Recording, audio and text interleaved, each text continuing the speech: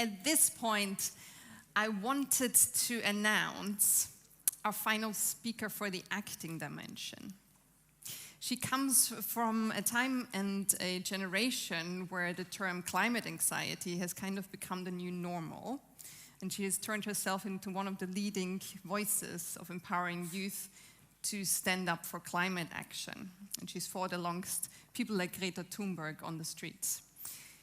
Whilst doing so, she has actually also exhausted herself, put herself into a burnout, and has figured that 90% of her fellow youth activists had similar symptoms of depression, anxiety, burnout, and so on.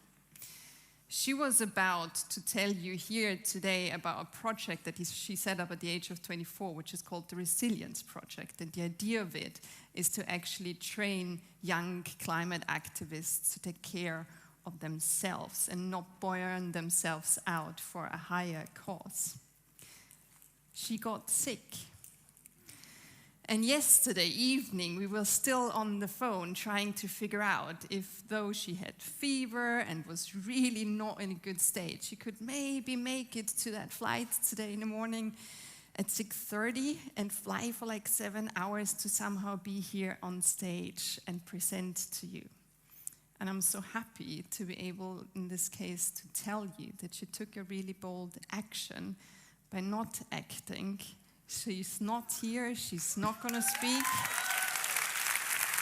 And I want you, exactly, to just acknowledge that she's actually living up to what she preaches, to the resilience that she teaches young climate activists. So please give it up for Katie Hodgetts, who's not here, and we wish her all the best.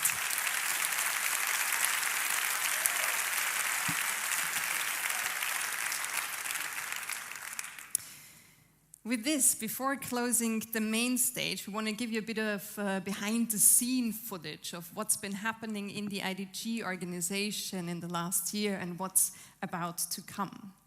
And the person who's about to do so was also the person that the IDG initiators called on, because they knew that he could take this idea forward. And he did. 3.5 years into our project, he has led this initiative to go global. He's relentlessly speaking at conferences about the IDGs in boardroom, convincing board members, and he actually, just a few weeks ago, made it to a White House with an idea that just a few years earlier was born on a kitchen table. So I think we can all agree that he has contributed with his relentless perseverance, his strong complexity awareness, and as he also says, his black belt in imagination and visioning to the fact that we find ourselves here today. Please give it up for the Executive Director of the IDGs, Artem Henriksson.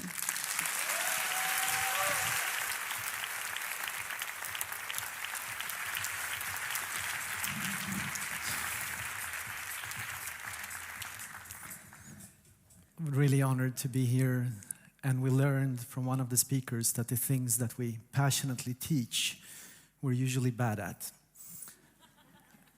And that's easy to say for a researcher that I met in self-compassion, and she told me, I have this really strong inner critic, so I practice inner self-compassion and I dedicated my life to it. But I'm not sure what it says about me. With 23 skills across 5 dimensions that I'm really passionate about teaching, I think the incompleteness is complete, as my wife Mika knows, and of course the closest people to us are those who usually do know. So I think we're all passionate about different skills, and we're all part of different bubbles. And I think it's really important that we become aware of these bubbles and that we create a language that unifies. I'm part of the business school bubble. I'm also a man, and I'm born in Soviet Union. For 3 years, I was going like singing on an IDG event. No way. I think I was one of them suffering the most when we were to sing together. And it says something about me, but it also says something. How can we reach people who are new to this in different areas? And what language can we use? And this is, of course, the center of the IDG bubble, and we should be ahead, and we are ahead some years, hopefully.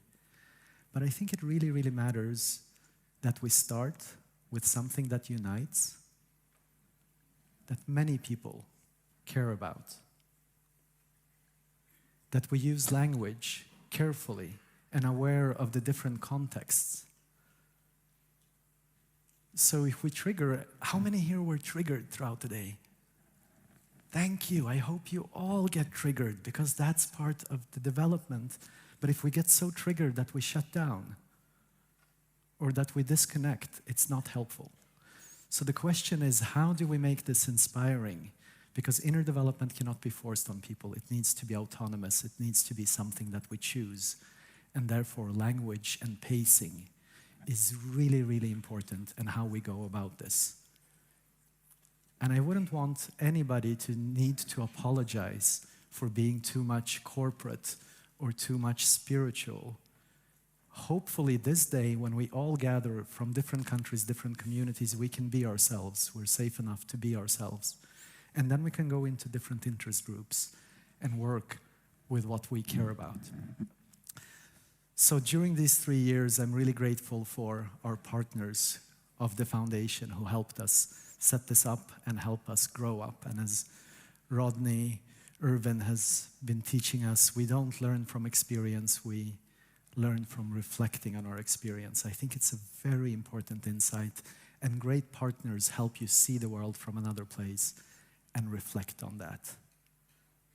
I'm really, really happy for this community that is growing. And still, our interest is so much larger than how we manage to build structures to catch up and make sure that we can engage in a way that people do not shut down but keep the interest. So please bring your friends, the others who are curious about it, and help us find a language that works, because I think that is really, really key. I'm going to say a few words about our theory of change. If we want to do something, let's imagine what we want to do and work backwards, right? And I'm going to invite you to co-create and act with us in some of the projects. So I think many of us at least, agree that we have a problem of tackling some of the adaptive challenges, and we think that inner skills can help. And it's not a silver bullet. It's not going to solve everything, but it's one of the many things that needs to happen.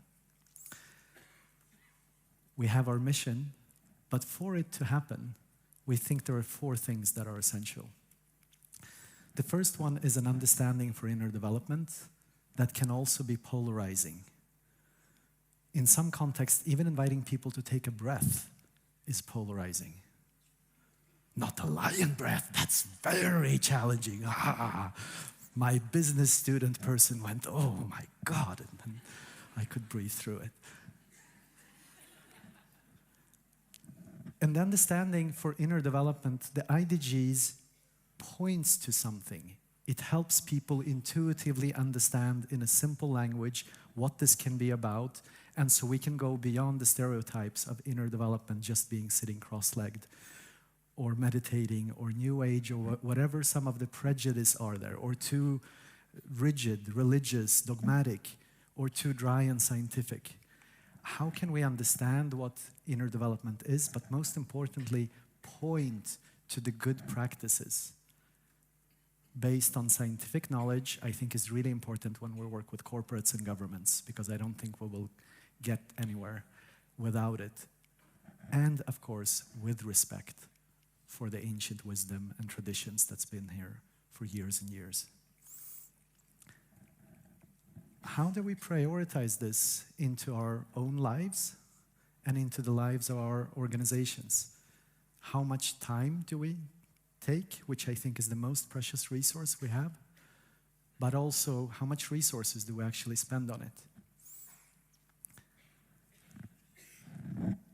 And we need to connect across the communities. One of the difficult challenges for us to keep, there is a lot of silos, because this is a new field that is still emerging, just like sustainability was 20 or 30 years ago. And we're not always speaking to each other across the silos and sometimes making jokes between those who are in one domain and strongly focused there, or the people from another. So how do we create a community across these silos, across organizations, companies, institutions, governments, that can work with accelerating learning and collaborating in ways that we haven't done before? And last but not least, I said I was born in Soviet Union. I'm a Russian-speaking Ukrainian. Sometimes it's difficult with language and being ashamed of the language that we have even. We can't polarize around it. When I think about access, I think about my brother who owns a car wash in Zaporozhye. And how do we make inner development accessible to him or people like him? Because it's a very elite sport right now. There are a lot of people that we've been trying to imagine. And for me, it's not hard with that imagination and to think what needs to happen so that people in other countries working with very practical work can actually get access to some of these tools that for many of us are there or have been there, and we've been spending years developing them. So hopefully, if we do this, we can tackle these challenges. So a few stories on what we do and how we can enhance this.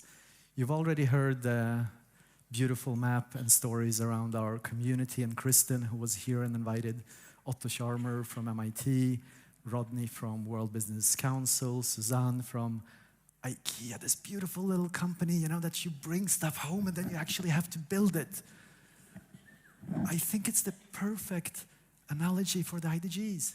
You bring them home, they're so shiny, they're so beautiful, and then you have to build it. Right? It's all about the practice there. But what gives me hope here, it's not just about Costa Rica or United States or other countries working with us.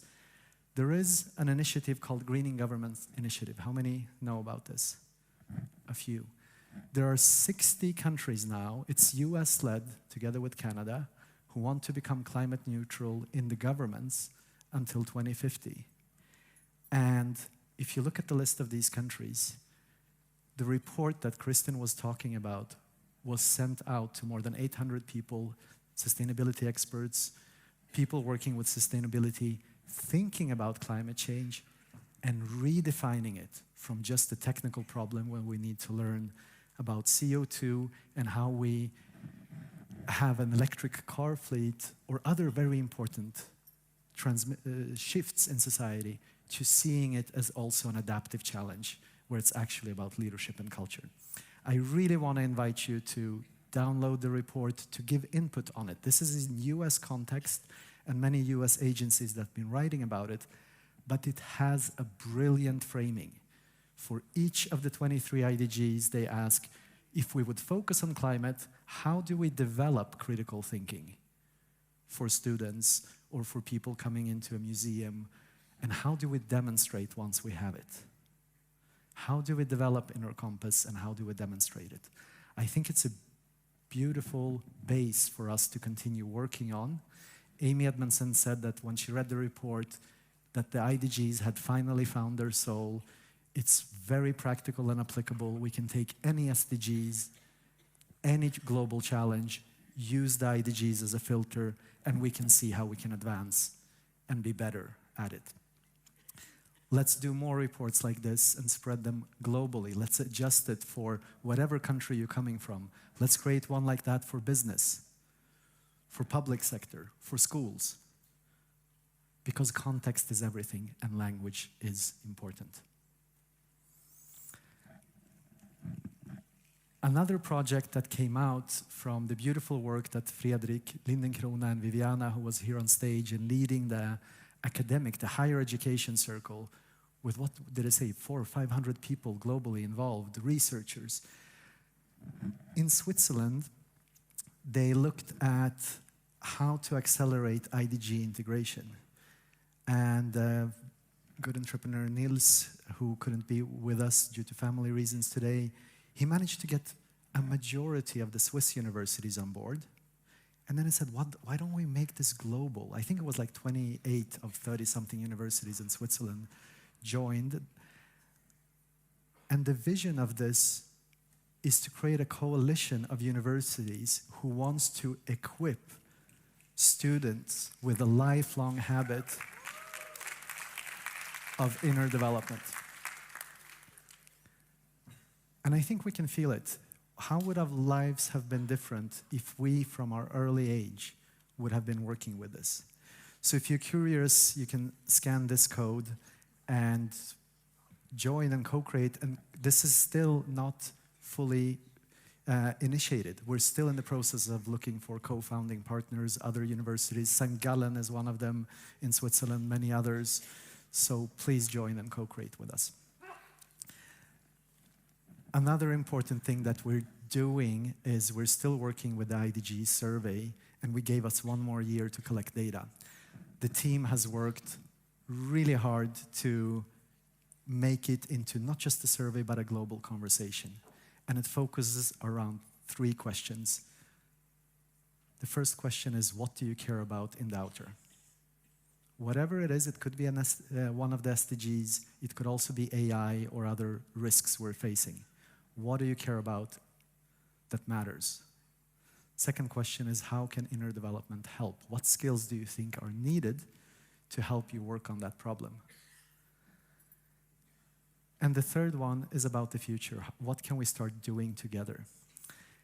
And just after the launch, we had several thousand respondents already, because what we have done is we invited people to have a conversation in their teams, in their workplaces, that is engaging. You can do it in 20 or 30 minutes, but you check in around these 3 questions, and it explains quite a lot of our theory of change and why we think the inner is missing on the map.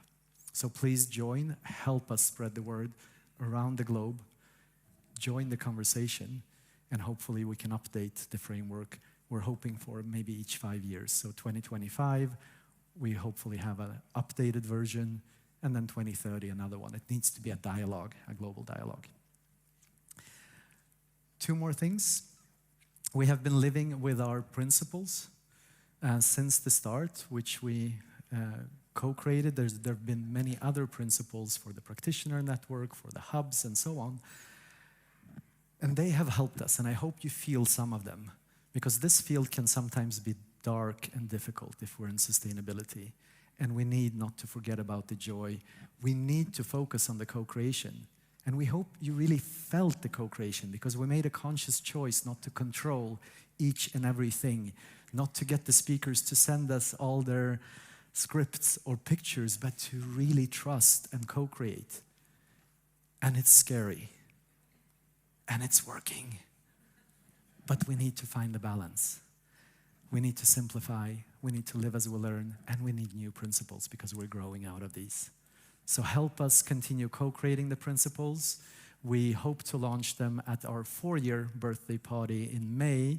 So we have a project until April to get as much input as possible from all of you. We had a beautiful session, or actually 2 sessions, yesterday, and we're going to continue with all stakeholder meetings to think, if we are to integrate the IDG framework in different contexts, what principles can help now that we are a much larger global movement than when we started. Last project is we launched a pilot for the ambassadors training. It got full very quickly, so we have 2 groups. Who's coming and joining? In a few people here, wonderful.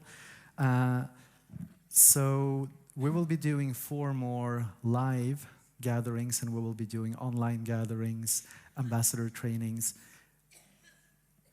And we hope that to be a learning community. It's not that we know how to do this. We still believe in co-creation, and we don't think there is a single person who knows it all. We think that we together can talk about how we better advocate for inner development and how we can integrate that into organizations, societies, schools, the context where we are. If you're interested, again, join the co-creation. My last slide and reflection. I truly think we're in the middle of the narrative shift It's happening already. We're realizing that how we have been tackling these problems have not been working, the inner is missing, and more people start to care. But that is not enough.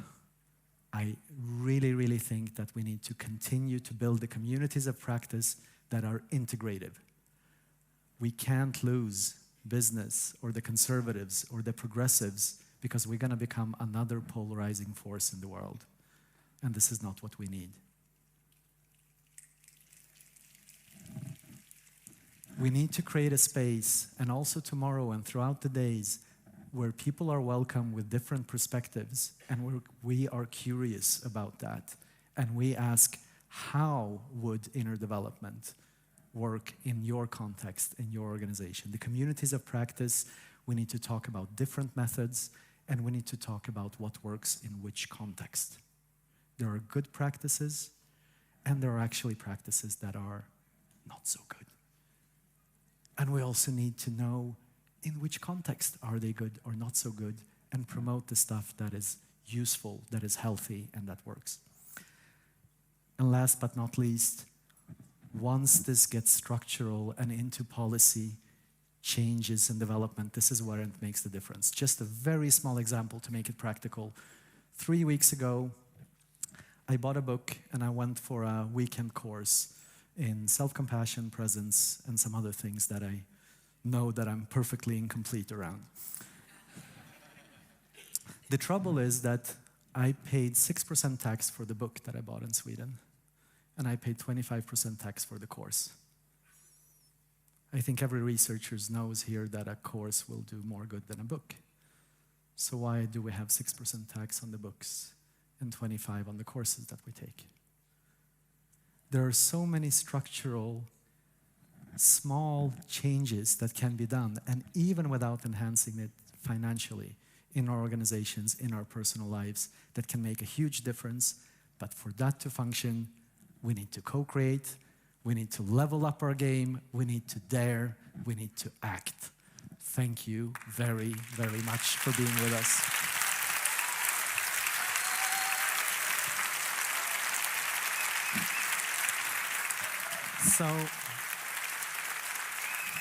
So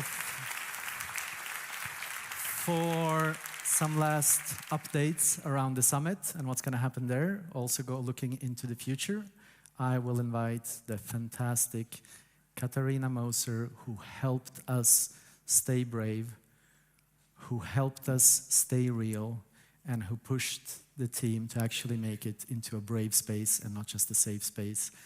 Katarina, give it up for her. She's just amazing.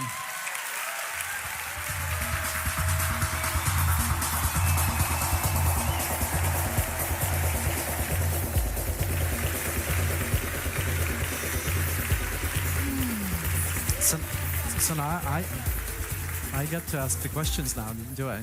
You're going to ask me questions? Yes. Is this how we do it? What's happening next? What's happening with What's happening? Oh, no, good question, Jan. Well done. So what's happening next with the summit? The summit has turned into really this yearly pulse that we started in 22. And then in 23, we connected the dots. This year, we're looking in the space in between. And in the future, we really want to expand the spirit of the summit also globally. Since the IDG movement is going globally, we also want to go global, which is why we want to announce that 2025 will be the last big IDG summit in Stockholm. Mark your calendars for the 15th and 17th of October 25. We will be for one last time in this size in Stockholm, and then we will see where life takes us. We already have, do you want to share that? What? We already have our first confirmed speaker. Oh, yes. We have Amy Edmondson, leadership legend, who will be with us on site. And you can get your first tickets. I think we're putting out 100 Friends tickets until the end of October, so feel free to already get your tickets now. And with all these announcements, before I let you off stage, I'm taking back the role as moderator. Is that okay? Sure. Jan, 3.5 years of IDGs. What has been your biggest inner development? Ooh. Small one to close it with. I think I'm not as bad as the guy that Tony spoke about, but I think co-creation hasn't been my strongest skills, and really trusting the process, letting go of control. Oh my God, it's worse than Eric's chair, you know? I think I'm gonna die, and then I realize that I don't, and things go so well and even better if I don't mess with them. So I think that's my biggest insight.